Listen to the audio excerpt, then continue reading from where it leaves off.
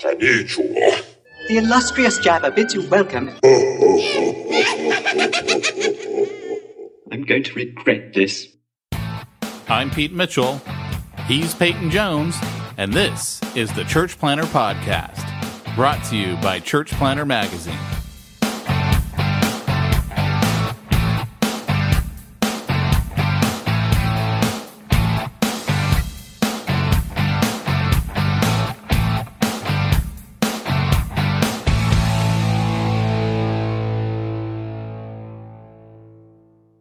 Today's episode of the podcast is sponsored by Portable Church Industries over at portablechurch.com. So I'm getting ready to plant a church again. And here's the deal. The most valuable resource you have is people. So the important thing to remember is it's worth making an investment in the people that are serving your team, your setup, your teardown, all of that. And Portable Church has actually made that a whole heck of a lot easier so that you're looking after your greatest resource, your people. Make the setup and teardown of your church easy, logical, and play a game of Tetris when you're packing up and unpacking. And trust me, that will pay out dividends to your church plant in a way you never expected before. Again, head on over to portablechurch.com. And remember, if we don't believe in it, we're not going to tell you about it. portablechurch.com. Hey, Church Planter, this is Peyton Jones, and I am here today with my guest, Caesar Kalinowski, and he is going to talk to you about some distilled church planting goodness. Now, you may know Caesar's name. He did a load of training as one of the founding members of Soma Communities. He's also the author of Gospel Primer, which, by the way, is one of the sexiest books in Christian literature. It's an amazing, I have it. In fact, I have all of those series of books that they did. Gospel Primer, definitely pick that up. And also Bigger Gospel.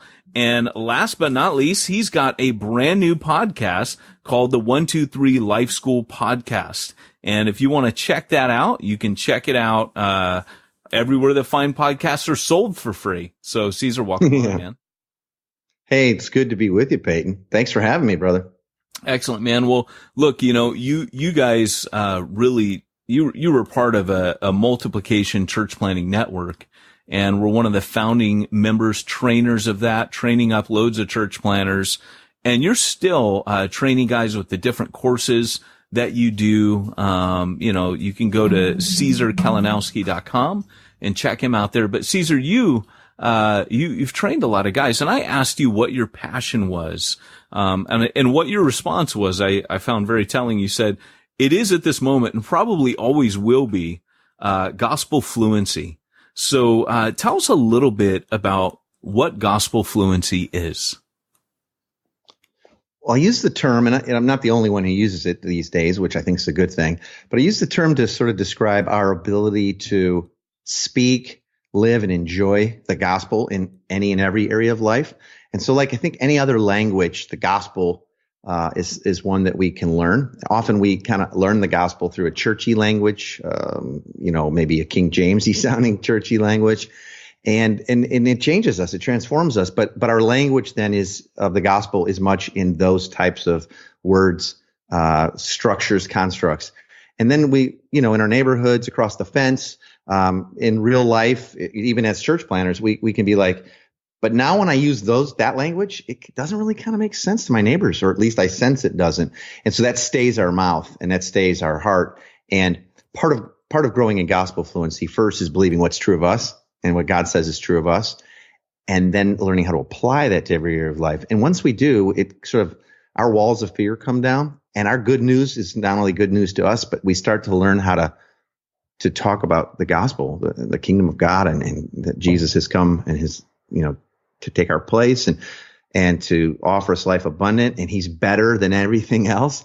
We're able to apply the good news to really any bad news out there. And so we use the word fluency like that because, like I speak a little bit of Czech from traveling around and doing a lot of training, like you said, but I sound like a caveman, like I know just enough to kind of order a beer and get my bill and find the bathroom and say thank you sort of brokenly. And so I don't speak a whole lot of Czech when I'm over there. I just do the bare minimum when sort of forced to. And I think that's how a lot of people are with the gospel. And so like why I said it was foundational to everything is because I don't know how we'll ever plant churches or be really effective church planners if we don't, first off, really have a big gospel that we believe in every area of our own life, and that it's leaking out of us, and we're able to equip others in that. I think if we don't have those kind of foundations super deeply rooted, and that we're really in danger of creating church services and lots of programming, and then eventually we'll figure out like we got to get into discipleship, and discipleship's all about the gospel. So that's why I think it's such a passion of mine. You know, it's funny, the gospel is kind of one of those words. I remember when I was over in the UK and they would say something like, oh, you know, gospel, that's old school, you know, use that language. And Evangelicum or something. Exactly. And the thing is you kind of, I don't know about you, but I can sometimes walk through a Christian bookshop, or I can, you know, be listening to kind of like what's here, what's now, the trendy, you know, the conference circuit. I don't hear anything about the gospel. And I think that we are in danger right now, of really getting away from the gospel itself. Can you just back up a little bit and just talk about the importance of the gospel and why is the gospel important? Well, I think it starts with who is God. You know, the gospel has got to be rooted in who God is and his character. And of course, we see God's character like magnified in and through the life, death, and resurrection of his son, Jesus. It's like the exclamation point on the whole thing, right? But why it's so important is because if we don't start with in our own lives, let's say our parenting, you and I were talking offline a little bit about our parenting. If our parenting doesn't first and foremost begin with an understanding of who God is, his identity, his character, what he's always like, proven over and over and magnified at the cross, that's what creates our identity and our ability to be a father who has the perfect father. And so just using that as an example, the gospel has to be foundational. And there again, when I say gospel, Peyton, I'm not talking about a presentational story about a man who died on a cross a couple thousand years ago, and then a whole lot of doctrinal information to sort of prop that up or prove that. I'm not talking about that. I'm talking about who is God, what he's done to prove that in and through his life, the life of his son, our own lives, and our identity because of it, and then how we get to live. That is what's so key there, how we now get to live. So we can flip that around too and say like, well, if we're living this way, what are we not believing about our identity? Right. That we're forgetting was provided for us in and through Christ. And why did he do that? Because that's what his father's like. And he's all about his father's glory, i.e. what his father's really like. So it is really good news for our parenting, for our generosity, for our stresses, for our church planting, where we go like, okay, why would we in fact go to a city and plant another church? Why would we do that? When whole boatloads of them are there, they're kind of emptying out. A whole bunch of them shut down a lot. So why are we going to, well, we got to go and do what? The exact same things? Well, with candles, no, with a hipper thing, a better band. It's like, but what's the gospel motivation behind planting churches? And so when we take that same long view and we go back to like, well, who's God? Well, he's a missionary dad. He's a pursuer. He pursues the lost, even when their middle finger's up to him. And all the way to the cross, he pursued sinful, rebellious me and you. And so if he's willing to do all that, I wonder if he's also willing to speak into and have something to do with my parenting, or the fact that my husband just lost his job, or I'm pregnant again and I don't have a husband, or my addictions are creeping back in and they're consuming me. Like, does our father's character and the life of his son have anything to say about that? It absolutely does. And that's really the goal of the church, is to see the Father glorified. And so I really have a passion, I know you do too, to see churches planted that are all about the city that we're going to do this in, the neighborhood, the city, the families, coming to understand what's true of the Father. And so now, therefore, true of them because of Christ. I think that's discipleship right there, moving from unbelief to. That's good news. It's super good news, because the good news really is that he's already done it. That when he hung on the cross, he said it's finished. And so Jesus isn't returning to like, we'll deal with that guy's sin, or those ones that I just did that I thought I was getting away with or whatever. No, it's finished. And it really is. And so there's good news. There's identity, authority, privilege connected to all that. I want to live out of that. I want to disciple people. I want to train. I want to apprentice people into that good news, into any and every area of life. And we're watching people all over the world right now as we train this stuff, Peyton, that it naturally leads to new communities started up and planted. Just like, listen, I got to figure this out for me and my wife, because there's got to be more to this gospel, right? There's got to be more to this Christian faith. And as they get good news, as they get gospeled up, they get freed up. And then since they're getting freed up, good news starts leaking out of them, and then they find they have a crowd of people around, and then they go like, well, now what do we do with them? And then, okay, well, we're going to continue to disciple you towards, guess what happens? Healthy things always grow, and then they multiply. And then we get to recongregate them in all kinds of ways we want to, Okay, so that's not the hard part. It really isn't, So we got to stop the press for a second here, because what you just said, this podcast's been going on. I've been, Church Planner Magazine and the 2 podcasts I do, and obviously the Satella Summit, but I've been interviewing people week in, week out for 4 years.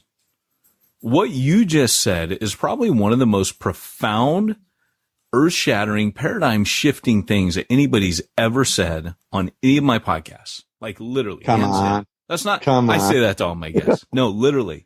Because what you just said, and we were talking in our email a little bit about, guys who, what they're really doing is starting church services. What you just said right there is so powerful, because what you said is it doesn't even matter the intention to start a church plant. We're not talking about the calling. We're talking literally people just discovering the gospel and communities organically coming out of that. That's powerful, man. Like super. Yeah, and we're seeing it all over.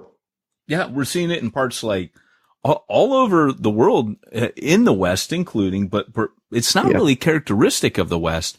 But I think where these things happen, it's just not how we do it in the West. So what are some of the contrasts that you see in church planning between, for example, let's say someone really gets gospel saturation. What are some of the things that start rippling and changing in their lives that lead to church planting?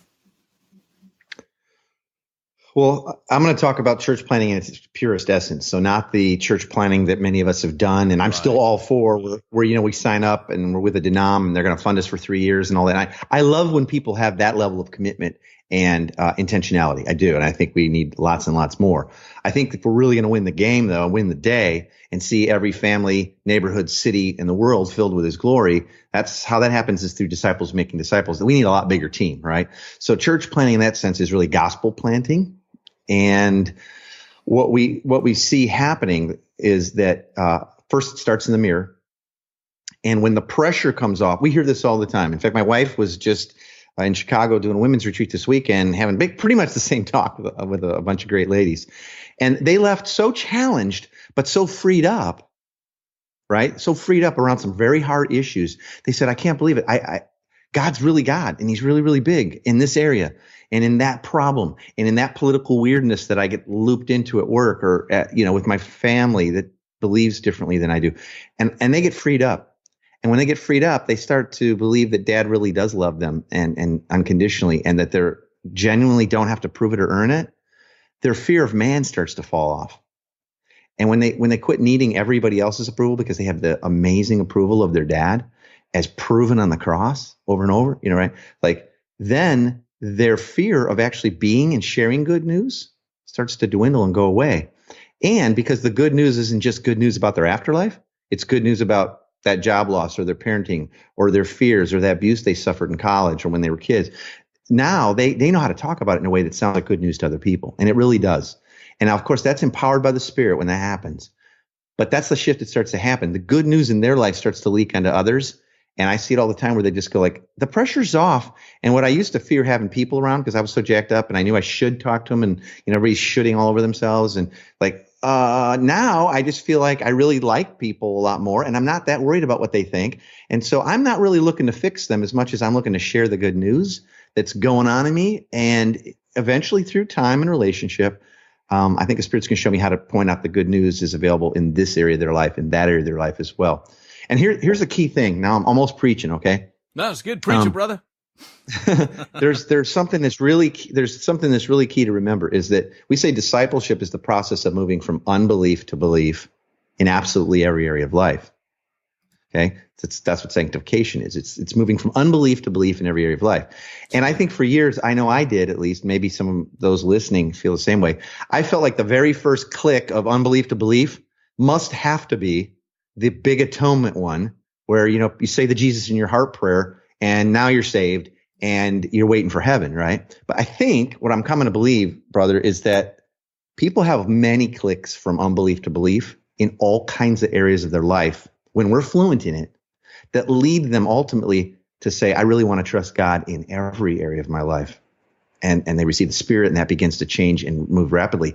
But I mean, think about the people you know who've come to faith. You know, I want to trust Jesus. I want to walk with him now. I want to be on the team, right? I want to be in the family.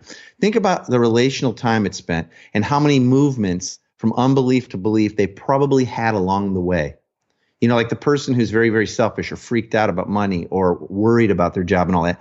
That single mom who just can't make ends meet. But the way your community lives and the way your family blessed them, they've made a move from unbelief to belief that God might be for them and he's generous. Well, that's really huge. Or what about other fears or, you know, misunderstandings around the way life works and all that? Could it be that people actually move from unbelief to belief about what's true about God and now true for them, maybe in a couple or dozens of areas before they finally say, all of life. I want to trust him. I trust him. I got to work that out. I'm working that out, but I really want to put my trust in Christ for all of life now. And that includes my afterlife and my sin problem and all of that. That's a big shift. And when that dime drops, that our goal isn't to, quote, get people saved because it's about heaven, but it's about them moving from unbelief to belief in every area of life, i.e. discipleship, the only mission that any church planner would have. I tell you, the pressure's off because it's like the fields are white, man. They really are. They're just, everybody around you's got tons of bad news stuff. And the more fluent we get in the gospel, the more it's leaking out of us, and the more we're able to speak good news to their bad news and watch them move from unbelief to belief. And sometimes it's quickly, and sometimes it's over years. And you know what? Eventually, it's going to also move from unbelief to belief about who's really God and their atonement and their sin issues and their need for forgiveness and acceptance and all that. But man, it doesn't, I don't know. I think we put so much pressure on our job is to get people saved. Where does it say that in Scripture?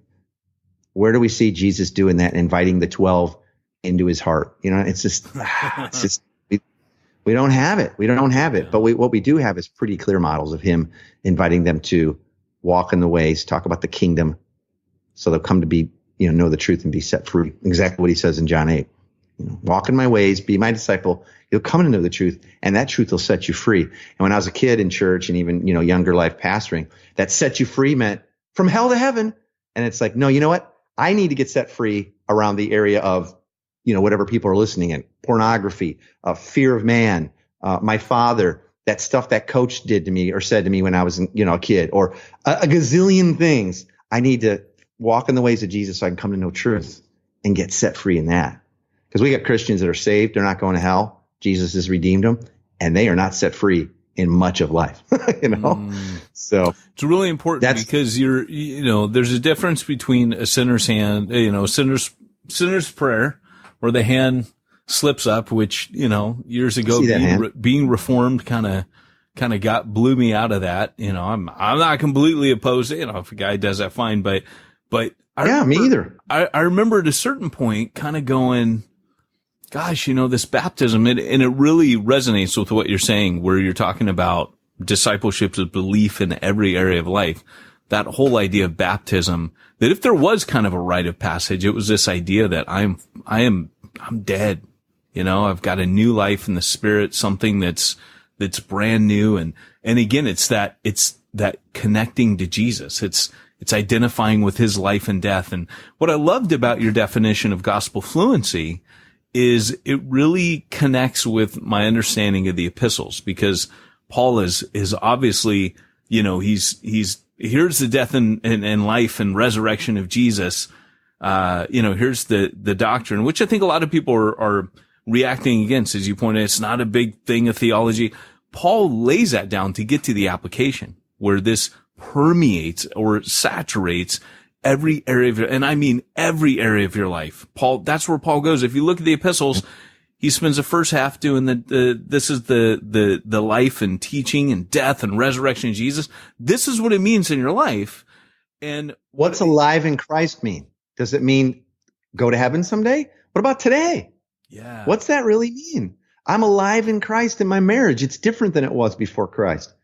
Because of who his Father is and what he's done and what's now true of me, I get to live very differently in my marriage, and I get to serve, and I get to live with my wife in an understanding way, and not a way where I have to win and all that. I've been set free. I'm now dead to that and alive in this area to Christ.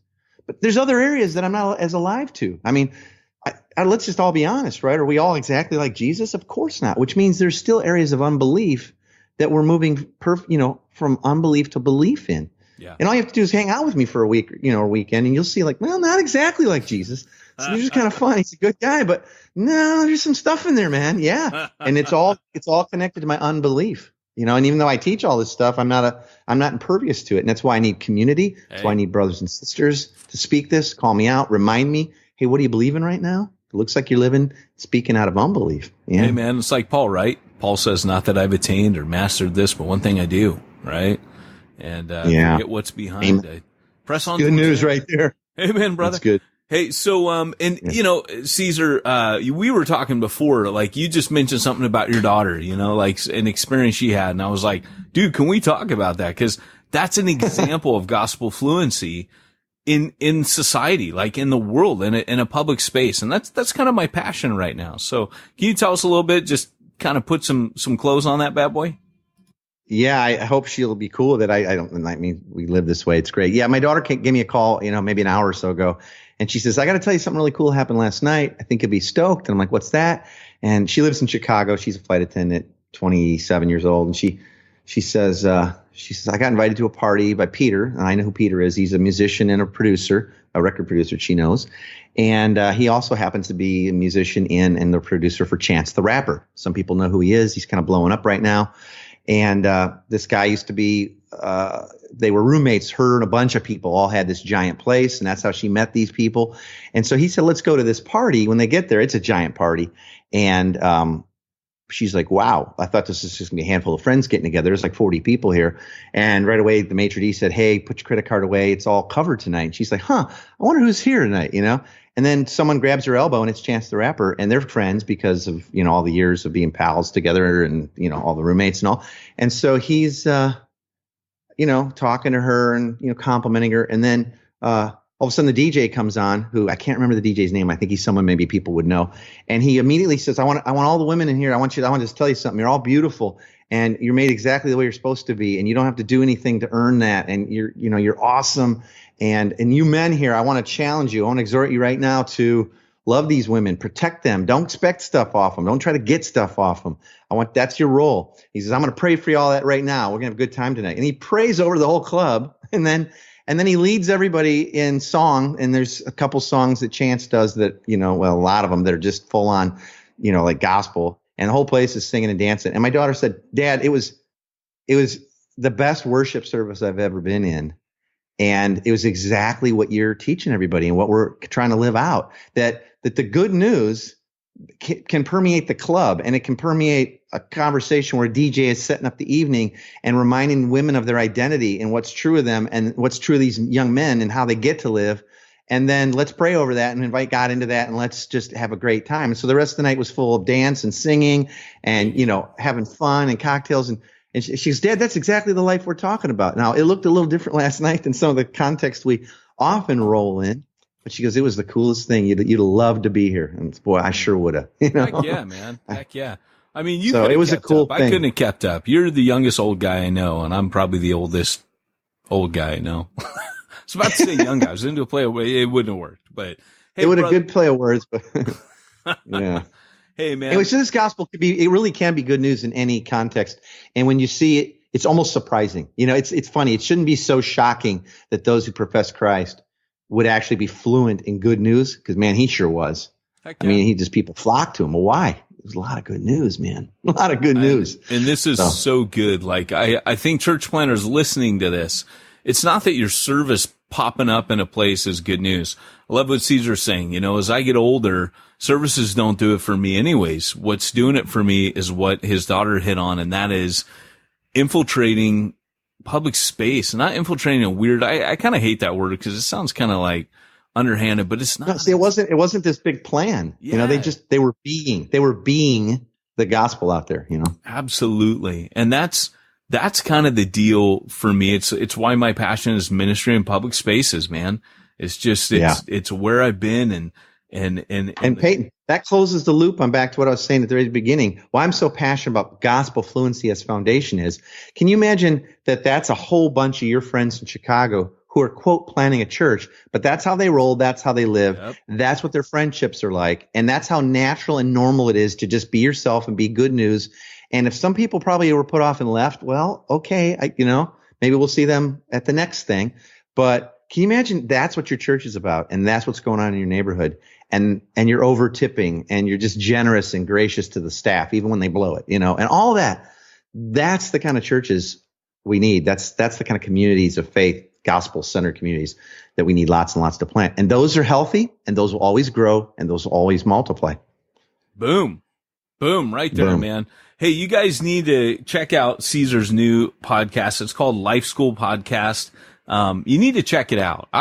Caesar's a guy I learn a lot from every time I talk to him. I would sit under him, learn from him every chance you get, guys. Check out CesarKalinowski.com. Definitely get a hold of his book. If you like what you've heard here, start with the Gospel Primer, move on to Bigger Gospel, and check out some of the courses that he's teaching. And Caesar's a friend of the magazine, a longtime friend of the podcast. And I think my very first interview ever for Church Planter Magazine was with Caesar at an exponential conference. And, wow. Yeah, man. So you and me sitting there at some little bar, and the Gospel Primer had just come out. And yeah, I remember it. It was funny. And there I am with a punk with a microphone. You should never give a punk. I noticed you have a little better microphone now. That's good news. I do. Yeah. You know what? I rock those Zoom calls, man. It's great. I speak. And it's like the golden pipes, it's wonderful. So, yeah. But, anyways, awesome. Caesar, thanks for blessing our planners, man. And, guys, get in touch with Caesar, connect with everything he's doing. Thanks, man.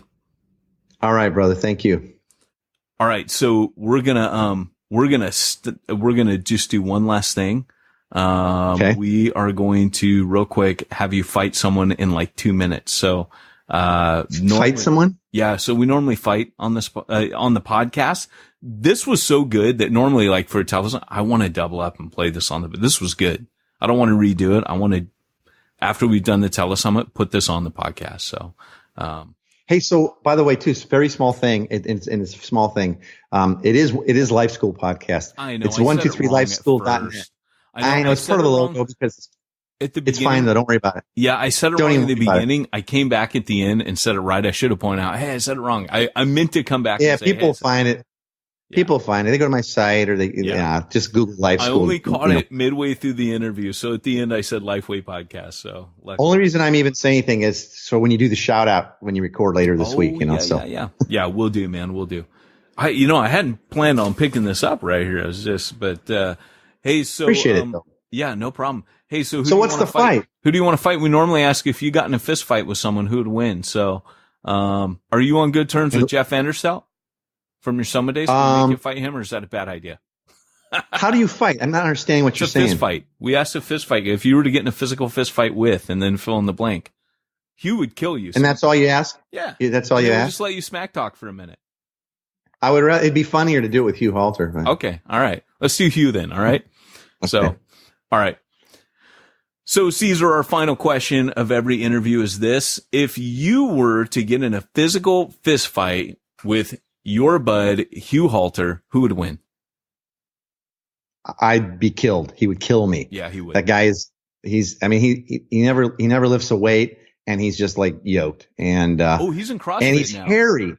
And he's hairy. So he could just like Brillo scrub me to death just in the wrestling process. So no, he'd probably just break my jaw and I'd go down whimpering, and then I would still be his best pal because he's so awesome. So no, he'd kill me. Yeah. I remember that barbecue thing you guys were doing with motorcycles in the desert at the ramp. I'm like, I want to go to that, but I had a baby, so I couldn't. But Journeyman. Yeah, well, keep an eye out for that. Yeah, no, that was some super manly stuff. Woo! I'm telling you that was like a men's retreat. Let me tell you. But yeah. All right, I dig it because every fight does eventually turn into a wrestling match. So break the jaw, pin you down, and scrub you like a Brillo pad. I dig it. That is a tactic. Beware. Yeah, that's probably, he doesn't even have to think about it. That would just be how it'd go. Yeah, I'll never look at Hugh the same. I will now think of him as an intimidating walking Brillo pad. Here's all you have to do. Anybody ever sees him at a conference, you just go up and you pat him on the back, and that Brillo hairy back of his, it's sticking out through his shirt. I mean, it's just, it's a weird sort of thing he's got there. So. I dig it. It could be a strange gift. We don't know. Depends. Superpower. It's a superpower. All right, man. All right. Cool. Hey, so that was really good. So we normally we don't tell our guests, but because we had to, normally we just hit people with it and they're like, so, we made a guy fight, Philip Yancey once. That wasn't pretty, but he was a small guy, it was kind of a fair fight. So anyways. I'll tell you about the time that Jeff Vanderstelt and I got into an argument with, John Piper. That was fun. Really? Are you serious? Yeah, I won't get into it. Maybe the next interview, okay? Well, you know what? One of these days, I'm going to call you. We're going to have that talk, and it's not going to be recorded. Like, that doesn't go on the interview, but, I want to hear that. So here's another fun thing we do. I've never met your wife, I don't think. We do video happy hours, my wife and I, with people that we just like hanging with. So we'll just set up a time. You tell us, because our kids are grown. We put you up on the big screen. So for us, it's like you're sitting right here. And then we usually we pick a cocktail. So we're making the same cocktails, gin and tonic or lambics or something. Yeah. And then we just, spend an hour and a half just having a happy hour. That's cool, man. So maybe we should do that sometime. We should do that. I'd be totally down with that. All right, brother. Hey, so good to see you, man. I'll talk to you soon. Thanks for this. Thanks. All right. Bye-bye.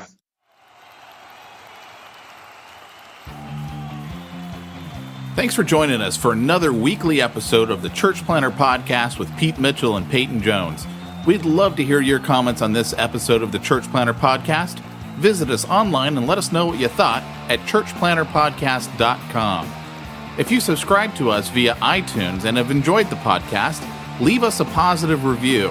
The more positive reviews we receive in iTunes, the more iTunes will promote us to other church planners who would benefit from this show. This podcast is brought to you by the Church Planter Magazine, which is available in the iTunes newsstand or online via churchplantermagazine.com.